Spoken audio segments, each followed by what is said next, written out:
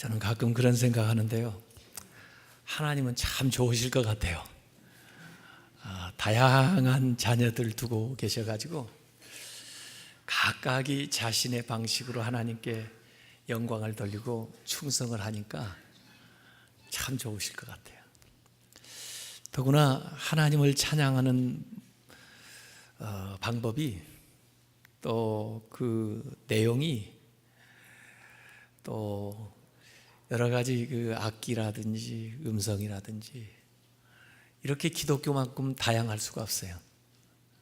세상의 어떤 종교도 우리만큼 이렇게 다양하게 하나님을 찬양하는 종교는 없습니다.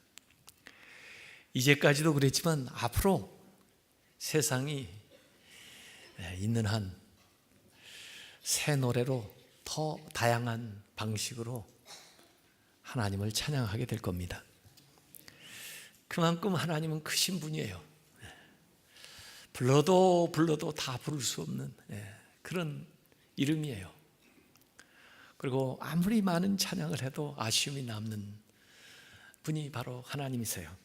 그래서 시편도 사실은 하나님을 찬양하는 노래죠. 그래서 우리는 지금 악보가 여기에 없어서 그렇지만은 사실 이 시편 하나하나에 표제가 붙고 그다음에 어떻게 연주를 해라, 또 어떤 방식으로 불러라, 또 어떤 악기와 함께 불러라, 이렇게 표시가 되어 있는 것들이 이 시편에 나와요. 그러니까 이 시편도 사실은 기도인데 곡조가 있는 기도죠. 그래서 150편까지 나왔지만 150편까지가 아니에요. 사실 이 150편은 마중물이에요. 자, 이렇게 잘 들었지? 이런 방식으로 계속 하는 거야 하고는 보여준 겁니다.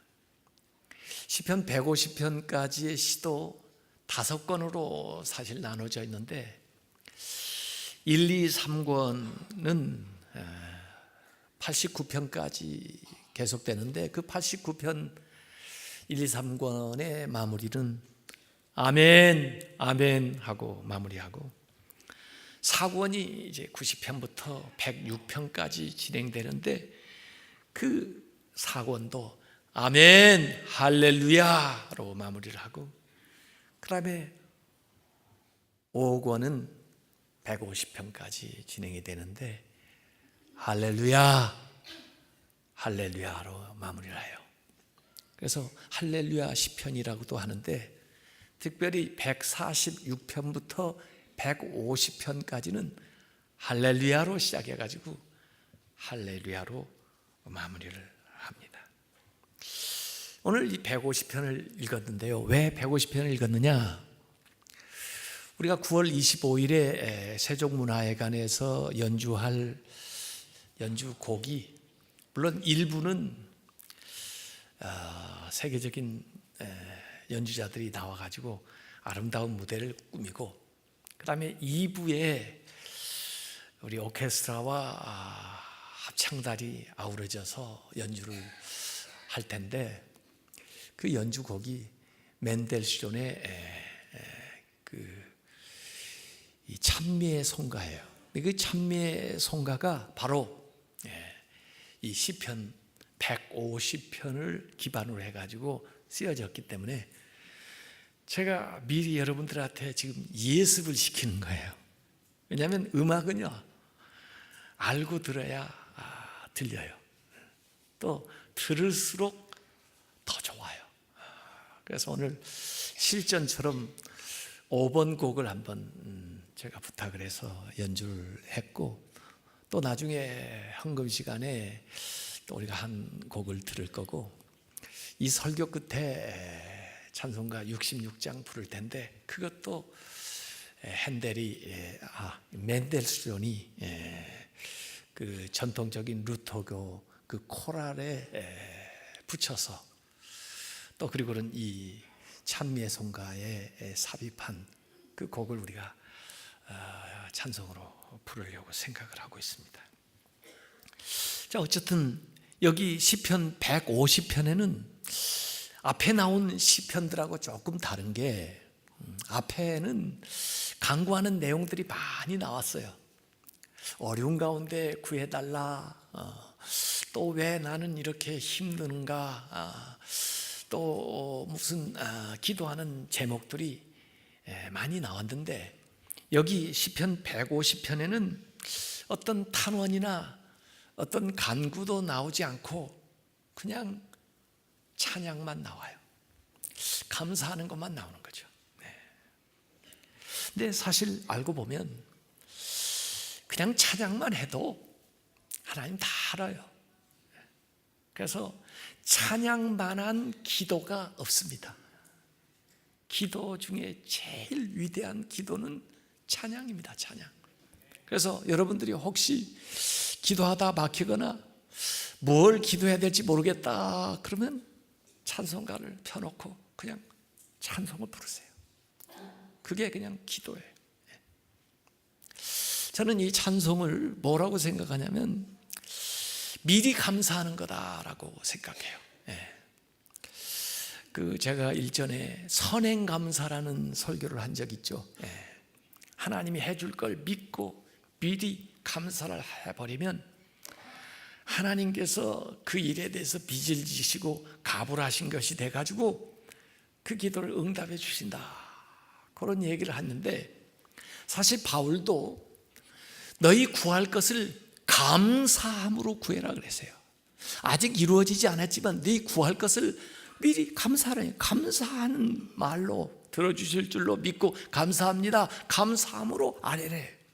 그러면 모든 지각에 뛰어난 하나님의 평강이, 하나님의 응답이 너에게 나타난다, 그렇게 말씀한 거거든요. 그래서 사실은 우리가 이 찬양으로 하나님께 모든 기도를 담아서 올려드리는 겁니다. 그래서 이 시편 150편은 시편 전체의 결론이라고 말할 수가 있고, 마지막 예배 마치면서 독살로지, 하나님께 송영을 드리는 거와 마찬가지다, 그렇게 생각할 수가 있어요. 그래서 시편은 1편 복 있는 사람하고 사람을 축복하는 것으로 시작해가지고 150편 마지막을 사실은 하나님을 bless 하는 거예요. 이 bless라니까 사람을 축복한다는 말로는 참 잘 어울리는데 하나님을 bless 한다는 게 조금 안 어울릴 것 같은데, 그러면 하나님께 영광 돌리는 거예요. 그래서 시편은 사람에게 축복하고 그 다음에 하나님께 영광 돌리는데, 이게 서로 짝을 이루는 거예요. 1편하고 마지막 150편. 그래서 그걸 연결하면은 진짜 복 있는 사람은 하나님을 찬양하는 사람이다, 그 말이에요. 또 하나님을 찬양하는 사람들은 진짜 다 복을 받은 사람들이다, 이거예요. 여러분은 복 있는 사람들입니까? 하나님을 찬양하시기 바랍니다. 여러분이 하나님을 찬양하십니까? 여러분들이 복 있는 사람인 것을 믿으시기 바랍니다. 그게 시편 1편하고 시편 150편이에요. 오늘 이 시편 150편은 이 시편이 가지고 있는 모든 요소를 이 짧은 시편 안에 다 갖추고 있어요. 그래서 이 150편을 딱 파악을 해보면 전체 시편을 이해할 수 있는 틀이 들어오는 거예요. 우선 찬양의 대상에 대해서 얘기를 하고 있습니다. 150편 1절에 보면 찬양의 대상이 누군지 이 성경을 읽는 중에 여러분이 찾아내세요. 할렐루야, 그의 성소에서 하나님을 찬양하며 그의 권능의 궁창에서 그를 찬양할지어다. 누구예요? 하나님. 하나님, 제가 얘기해버렸네. 하나님을 찬양하는 그라고 표현된 것이 하나님이에요. 세상의 노래들은 연인을 노래하는 사람도 있고, 또 무슨 가족을 노래하는 사람도 있고, 자연을 노래하는 사람도 있고, 나라를 칭송하면서 노래하는 사람도 있고, 뭐 어떤 그런데 찬송은요 only one, 한 분의 대상. 찬송을 듣는 분은, 찬송은 여러 민족이 여러 사람이 하지만 사실 이 찬송을 앉아서 들으시는 청중은 오직 한 분인데, 그분이 누구예요? 하나님입니다. 하나님이에요. 그래서 찬양대가 일어나서 찬양을 하는데 사실 우리도 같이 일어나야 돼요. 그 찬양대와 함께 우리가 참여해서 앉아서 들을 분은 오직 한 분, 하나님밖에 없어요. 그 하나님 한 분을 위해서 이렇게 많은 사람들이 준비해가지고 찬양을 돌리는 거예요. 수요일 예배에 보면요, 우리 찬양대원이 더 많은 것 같아요. 예배에 참여하는 사람보다. 그래도요, 예배에 참여한 사람한테 찬양해 주는 게 아니고 사실은 우리 가운데 계시는 하나님을 찬양하기 때문에 성심성의를 다해서 준비해가지고 하나님께 영광을 돌립니다. 그래서 찬양대가 우리를 대표하는 것뿐이고 우리가 찬양을 받는 것이 아니고 이 시간에 하나님이 찬양을 받는다. 여기 그렇게 나와 있어요. 찬양의 대상 뿐만 아니라 찬양의 장소가 1절에 나와서 써요. 어디에서 찬양을 하라고 그랬습니까? 성소에서 찬양해라. 그리고 또 권능의 궁창에서 찬송해라 그랬어요. 대개는 찬송하면 성소, 그러면 그 당시에 성전, 또 지구로 말하면 예배당에서만 찬양하는 줄 아는데요, 물론 예배당에서도 찬양을 해야죠. 그러나 찬양의 영역이 점점 확장되어 나가야 돼요. 왜? 하나님은 교회 안에만 계시는 분이 아니에요. 세상에 충만한 분이에요. 하나님 외에 그런 분이 없어요. 그래서 교회에서도 찬양하고, 가정에서도 찬양하고, 일터에서도 찬양하고, 일하다가 또 세상에서도 찬양하고 그런 거예요. 왜 이번에 우리가 세종문화회관으로 나가느냐? 사실 그 서울시가 세종문화회를 가지고 있으니까 처음에 신청을 하니까 이 교회가 뭐 110주년 됐다고 뭐 교회 안에서 하지 뭐 이런 데 나와서 합니까? 그래요. 몰라서 그래요. 하나님이 뭐 교회만 다스리시나요? 세상에 충만한 하나님인데 우리의 믿음은 오히려 세상에서 증명이 돼야 되고, 하나님의 이름을 우리가 세상에서 찬양을 해야 돼요. 우리의 문제는 그거예요. 왜 하나님을 교회에서만 찬양하고 왜 세상에서 입술로뿐 아니라 우리의 삶으로 찬양하지 못하느냐가 문제거든요. 왜? 하나님은 세상에 충만하신 분인데 왜 당신이 하는 일을 통해서 하나님께 영광 못 돌리느냐? 이게 우리의 문제예요. 그래서 이번에 결국 맨델스존 서거 170주년이라니까 맨델스존은 또 어떻게 알아가지고 그럼 한번 해보라고 그래가지고 우리가 세종문화회관을 얻어낸 거예요. 그러다 보니까 우리가 포스터에 중앙교회 110주년만 쓰지를 못하고 맨델스존 서거 170주년이라고 써놓은 거예요. 그걸 여러분이 이해하세요. 왜냐하면 어떤 분은 맨델스존하고 우리하고 무슨 상관이 있대? 그런 분이 있어서 제가 오해하실까 봐 이 얘기를 하는 건데, 제가 그 맨델스존에 대해서 조금 얘기할 건데 이 참 기가 막힌 분이에요. 우리가 이 세종문화회관에 선택을 한 것은 대한민국에 제일 먼저 음악을 할 수 있는 시설을 만든 데가 세종문화회관이에요. 그래서 그야말로 음악다운 음악을 우리가 거기서 이제 듣기 시작한 거죠. 그리고 더구나 서울의 중심이에요. 광화문. 더구나 우리 교회가 발생한 그 종로하고 아주 가까운 지척에 있어요. 그래서 우리가 이번에는 그동안은 교회 안에서 찬양 많이 했으니까 이제 세상으로 나가는 겁니다. 그렇게 해서 세상 모든 사람들이 들으라고 하는 거예요. 왜? 하나님은 그런 분이거든요. 하나님은 그럴 자격이 있으신 분이거든요. 더구나 성소, 그러면 이 땅인데 이 땅에서만 찬양을 하는 거 아니고 권능의 궁창에서 하늘에서 찬양을 해요. 우리가 하늘에서 찬양하려면 어떻게 해야 돼요? 비행기를 띄워야 되나요? 헬기를 타고 다니면서 찬양을 해야 되나요? 이미 하늘에는요 천군 천사가 찬양을 하고 있어요.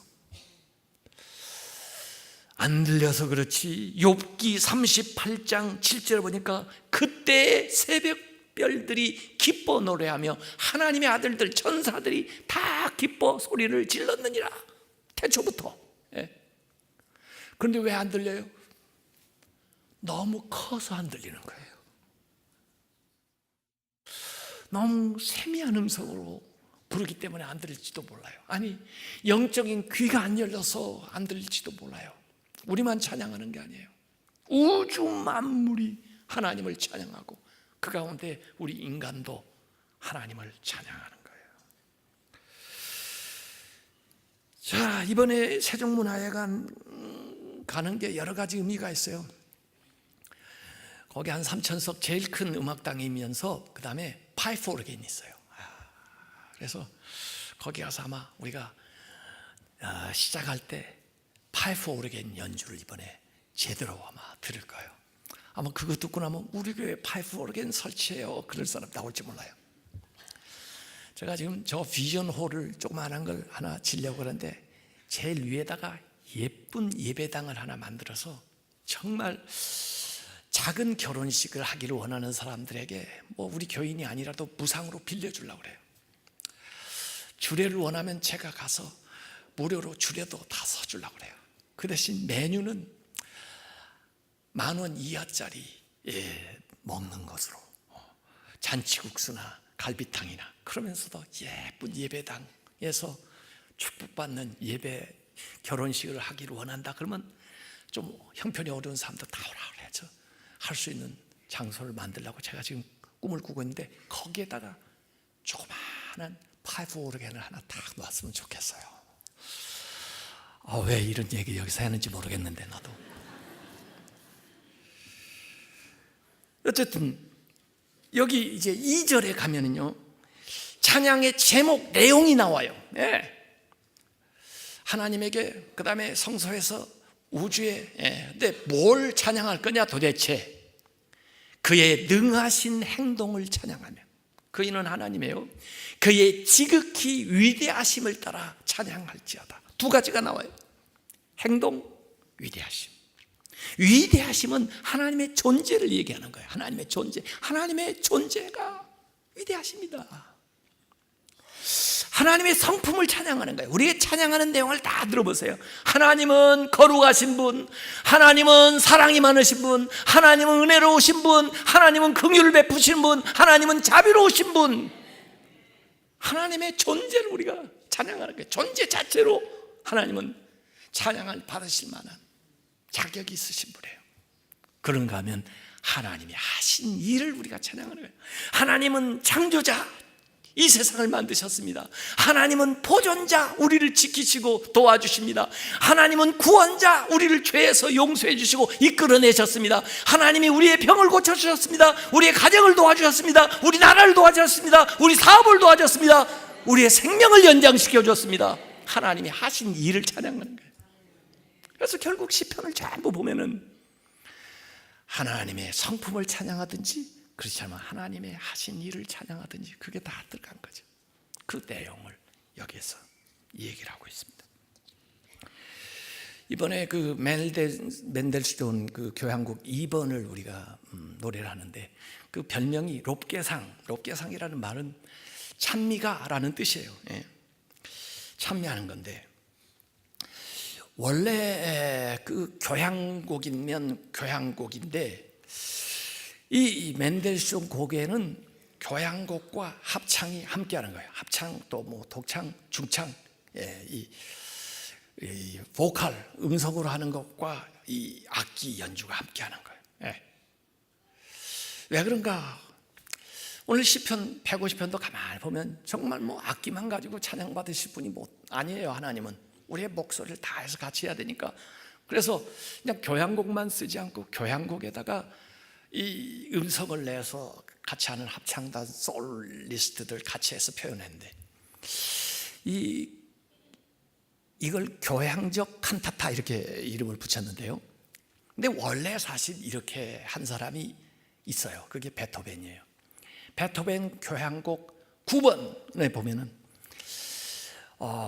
그 프레드리히 슐러의 시를 붙여가지고 그 교향곡 가운데 한 개의 악장을 이 합창으로 표현을 해요. 그걸 그냥 환희의 송가라고도 얘기를 하죠. 한 24분 정도 되는데 정말 아름다운 곡이에요. 다음 주에는 그걸 하자고요. 그게 좀 더 쉬울지 몰라요. 왜냐하면 24분 좀 짧으니까. 기뻐하며 경배하세 영광의 주 하나님. 이런 거 아시죠? 그게 나중에 찬송가에 들어온 거예요. 그래서 결혼식 때 그 환희의 송가를 우리가 부르면서 축복을 해주죠. 그 베토벤이 아마 한 것을 이 멘델스존이 기억을 해가지고 자기는 베토벤은 슐러의 시를 가져다가 붙였지만은 멘델스존은 성경 시편 150편을 갖다가 붙이면서 더 많은 곡으로 칸타타 형식으로 만들어가지고 교향곡과 칸타타를 붙인 교향적 칸타타를 만들어낸 거예요. 그래서 굉장히 새로운 시도. 그래서 교향곡과 합창이 이렇게 아우러지는 아주 그 시너지 효과를 내는 곡이에요. 근데 이번에 교향곡은 한 22분 연주가 되는데 이 교향곡 부분은 빼고, 왜냐하면 어차피 오케스트라가 합창이나 이 독창이나 중창을 뒷받침하면서 같이 하면서 연주를 하고 있기 때문에 우리가 이 목소리로 내는 부분 한 40분을 이번에 연주를 해요. 그래서 10개의 곡 중에 1번 곡이 일부이면서 교향악 곡인데 3악장으로 되어 있는 연주곡이고, 그 다음에 2번 곡부터 10번 곡까지 2부인데 그게 이제 우리 합창대하고 솔리스트들이 같이 부르게 되는 곡이 될 거예요.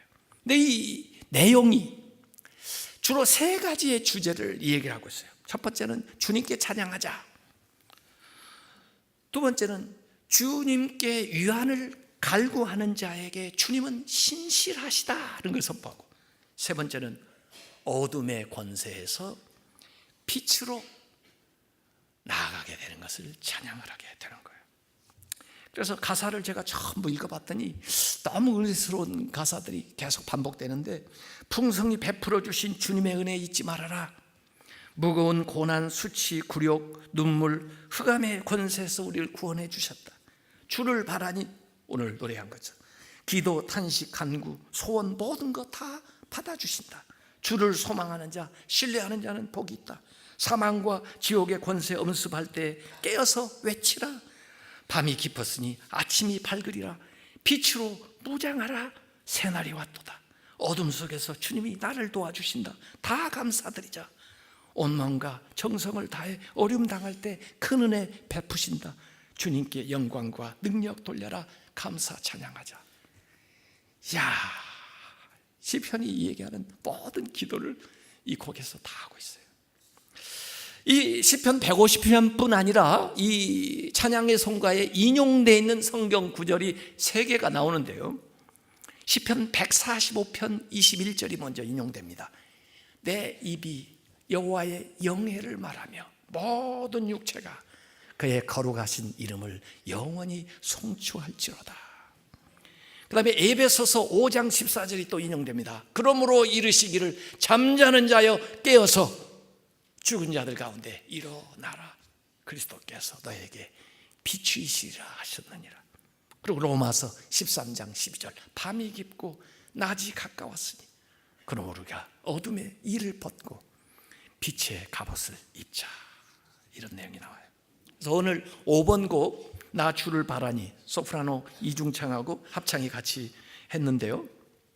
6번 곡은 저 사망 권세 우리 둘러싸고 테너하고 소프라노가 이중창을 불러요. 9번 곡은 나 이제 주 찬양하리라 테너하고 소프라노. 이 솔로나 듀엣은 가만히 들어보면요, 개인의 간증이 들어가 있어요. 그 개인의 간증을 합창이 화답을 하는 거죠. 그래서 합창과 듀엣, 솔로가 서로 번갈아 가면서 화답하면서 곡을 아기자기하게 꾸며가요. 그래서 합창으로 시작했다가 마지막 합창으로 10번 곡 마치는데 그렇게 만들어가죠. 참 이 곡 멘델스존이요, 우리 찬송가에 써 있는 곡 중에 3개를 작곡을 했더라고요. 멘델스존 곡이 3개가 우리 찬송에 들어와 있는데요. 첫 번째 곡이 66장, 오늘 제 설교 마치고 부르려고 하는데, 다 감사드리세, 온 마음과 뜻을 다해, 이 찬송인데, 요 곡이 여기 찬양의 송가 8번에 들어가 있죠. 다 감사드리세. 이게 원래 루터 교회 그 전통적인 코랄에 들어있던 것을 가져다가 다시 편곡을 해서 또 다른 이제 파트를 만들어 가지고 여기 만들어 놓은 거예요. 그래서 제가 이걸 들으면서 사실 이 그 8번 곡이 굉장히 중요한 곡이에요. 이 원래 우리가 핸델의 메시아를 초연할 때 할렐루야를 부를 때 국왕이 일어나고 사람들이 그래 일어나 가지고 그 노래를 들었다는데, 사실 이 라이프지히에서 이 초연을 할 때도 멘델스존 이 곡을 할 때 이 다 감사드리세 이 노래 부를 때 사람들이 일어났어요. 그래서 그 찬양을 같이 들었다는 일화가 있는데, 이 오래된 그 사람들이 알고 있었던 그 전통적인 곡을 갖다가 이 멘델스존은 굉장히 그 당시로 보면 앞서가며 새로운 시도를 하는 사람이거든요. 그런데 자기 방식으로 여기에다가 해서 집어넣어놨어요. 이게 뭐냐? 이게 old and new예요. 오래된 것을 새롭게 만드는 거죠. 우리 교회가 지금 110주년 하면서 제가 내세운 슬로건이 old and new예요. 오래되고 낡아버리면 안 돼요. 새롭다고 해서 매일 모험이나 하고 어디로 가야 될지 모르고 어리숙하면 안 돼요. 오래되면서도 새로워야죠. 이 곡이 그래요. 그래서 오래 듣던 곡인데 여기서 새롭게 만들어 가지고 또 들어주니까 다른 곡과 잘 또 어울리니까 사람들이 이 전체 곡을 이해하는 데 도움이 되는 거죠.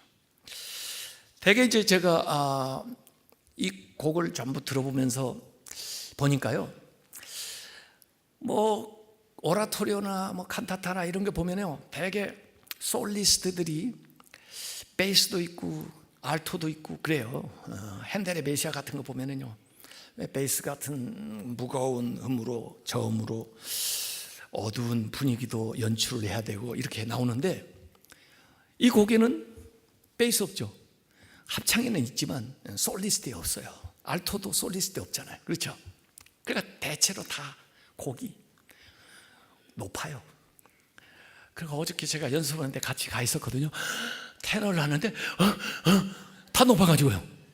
왜? 멘델스존이 아주 경쾌하게, 드라마틱하게, 감사하게 이렇게 표현을 하다 보니까 경쾌한 거예요. 그러니까 이 중저음을 뺀 거예요. 근데 심지어 이 가사에도 보면 어둠, 흑암, 고통, 눈물도 나오는데도 불구하고 그걸 무겁고 어둡게 표현을 하진 않아요. 밝게 표현해요. 왜? 결론 나고 보면 힘들었던 과정도 다 감사하거든요. 다 좋은 기억이거든요. 다 하나님이 뜻이 있어서 하신 거거든요. 그러다 보니까 이걸 밝게 표현해요. 소프라노 하나 부족해가지고 소프라노 둘이 붙여가지고 표현을 하잖아요. 예? 그래서 이 멘델스존이 탁월하다, 그렇게 제가 생각을 했는데, 맞는지 틀린지는 저도 모르겠어요. 이 예술이라는 건 듣는 사람 마음이고 보는 사람 마음이기 때문에 그래서 좋은 거예요. 예? 그 다음에 여기 이제 악기, 인스트루먼트에 대해서 3절에 나와요. 찬양의 도구가 사실 3절부터 5절까지 나오는데 3절에 뭐라고 나옵니까? 나팔 소리로 찬양하며 비파와 스금으로 찬양해야 할지어다. 그리고 악기 편성이 쫙 나와요. 나팔 소리가 제일 먼저 나와요. 왜 나팔 소리가 제일 먼저 나오냐? 전통적으로 히브리 사람들은 대제사장, 제사장들이 행진을 할 때 제일 앞에서 여기 소파르라고 하는 소파르 악기를 한번 보여주세요. 이거 원래 양각불인데 이 소파르를 앞에서 부르는 거예요. 이걸 부를 때 거룩하신 하나님, 능력의 하나님이 우리와 같이 임재하시고 우리 앞장서서 우리를 인도하신다는 것을 표현하는 거예요. 또 사람들에게 일깨우는 거예요. 그래서 이건 정말 멀리서도 잘 들립니다. 그래서 나팔 소리가 제일 먼저 나오는 거예요. 그래서 결국 요단강을 건너 가지고 여리고 성을 함락할 때도 나팔을 먼저 불고, 기도원도 전쟁에 나가면서 나팔을 불고, 그리고 나중에 예수님이 재림하실 때도 나팔 소리가 나와요. 그걸 대체로 우리는 트럼펫으로 표현을 했는데 이 맨델쇼는 트럼본으로 표현을 했더라고요. 가지고 사실은 그게 주제가 되는 곡입니다.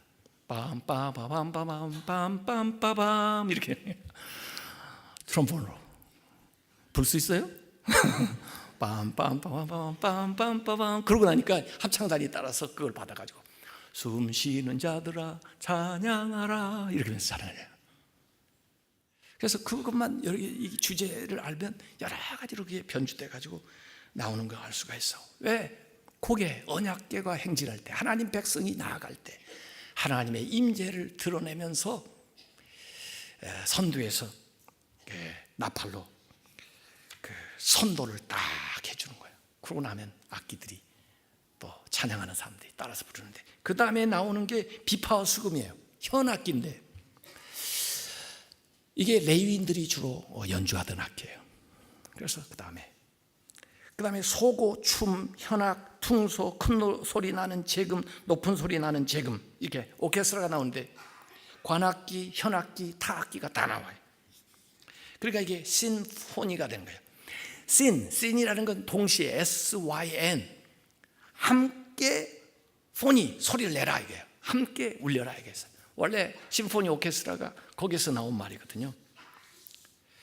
그래서 여기 악기가 쭉 나옵니다. 현악기군 바이올린, 비올라, 첼로, 더블 베이스, 하프, 목관악기 플루트, 오보에, 클라리넷, 바순, 금관악기 호른, 트럼펫, 트롬본, 투바, 타악기 팀파니, 큰 북, 작은 북, 트라이앵글, 심벌지, 실로폰.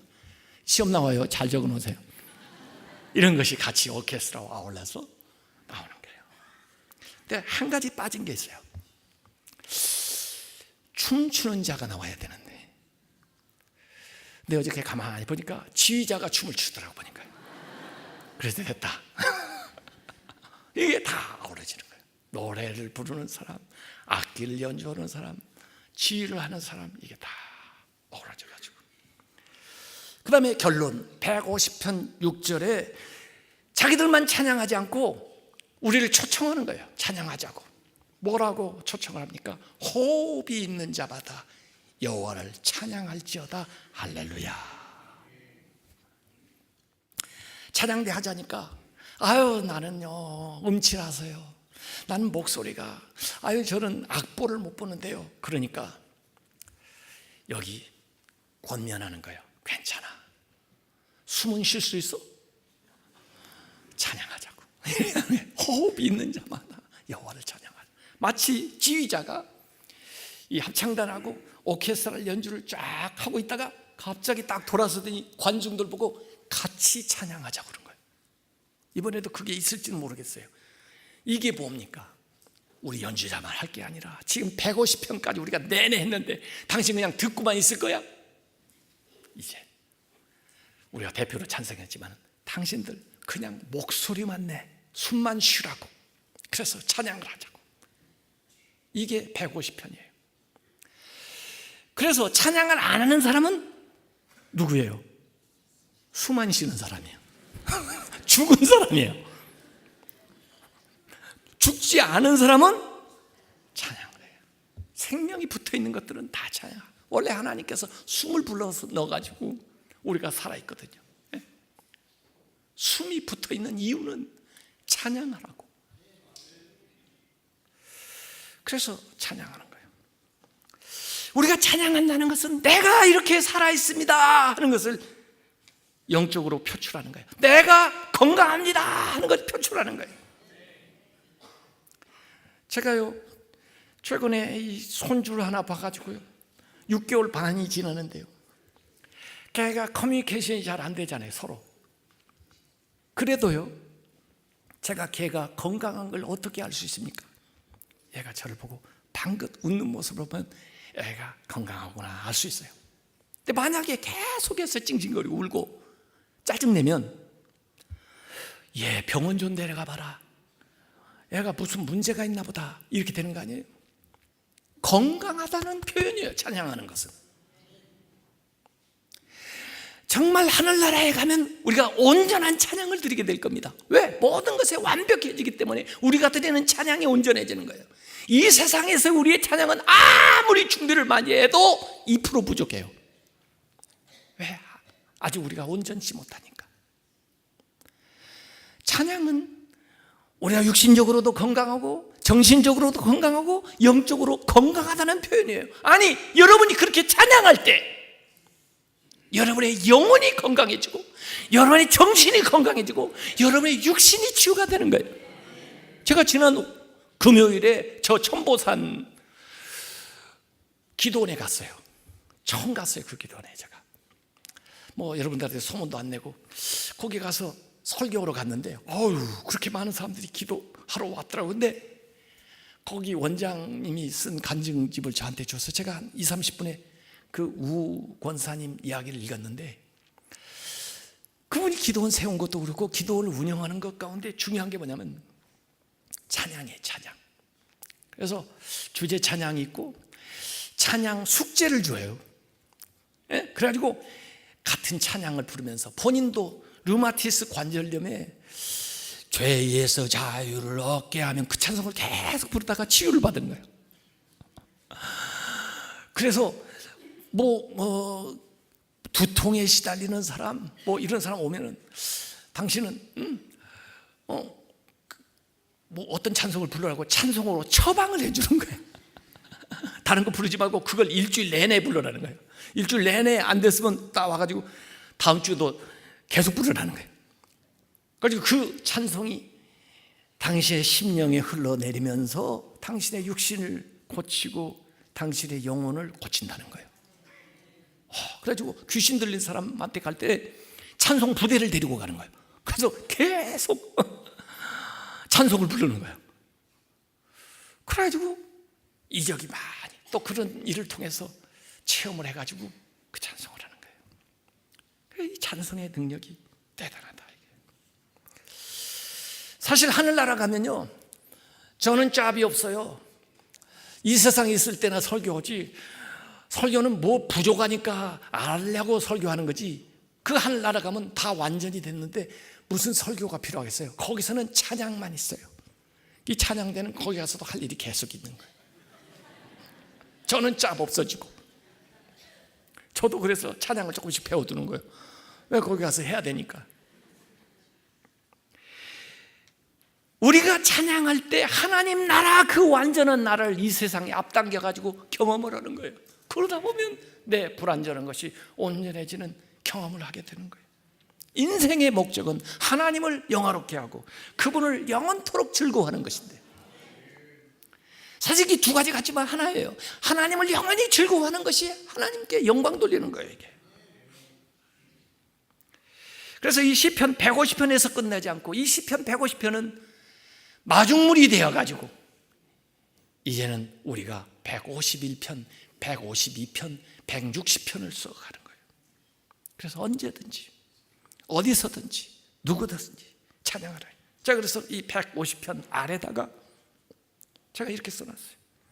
눈이 있어도 하나님을 보지 못하면 보는 게 아니다. 귀가 있어도 하나님의 음성을 듣지 못하면 듣는 게 아니다. 입이 있어도 하나님을 찬양하지 못하면 말하는 것이 아니다.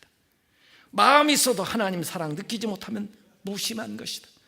머리가 있어도 하나님을 알지 못하면 무지한 것이다. 찬양할 때 하나님이 역사하셔요. 그래서 결국 우리 예배가 그렇게 진행이 되는 겁니다.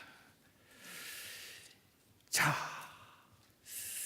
이제 설교 끝나야 될 시간이 됐는데 저는 원래 지금 오늘 9페이지를 써왔어요. 근데 지금 4페이지를 했어요. 그러나 여기서 끝내야 돼요. 아까 제가 멘델스존 우리 찬송가 중에 3개를 쓴 거 있었다고 그랬죠. 66장 다 감사드리세, 이건 좀 이따 부를 거고, 그 다음에 우리가 성탄절 때 부르던 찬송이 있어요. 126장 전사 찬송하기를, 이렇게 나눠요. 201장 참 사람 되신 말씀이 이게 있어요. 그리고 오라토리오를 많이 썼는데요. 엘리야, 그리스도, 사로, 바울, 이런 오라토리오를 썼어요.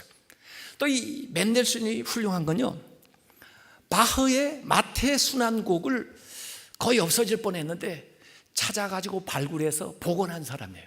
굉장한 업적을 남기죠. 이 괴테라고 하는 분이 멘델스존의 그 천재성을 보고 칭찬을 했는데, 저 멘델스존에 비하면 모차르트는 어린애가 삑삑거리는 소리 수준에 불과하다. 모차르트가 그렇게 대단한 게 우리는 알고 있는데 괴테가 그런 얘기를 했더라고 보니까요.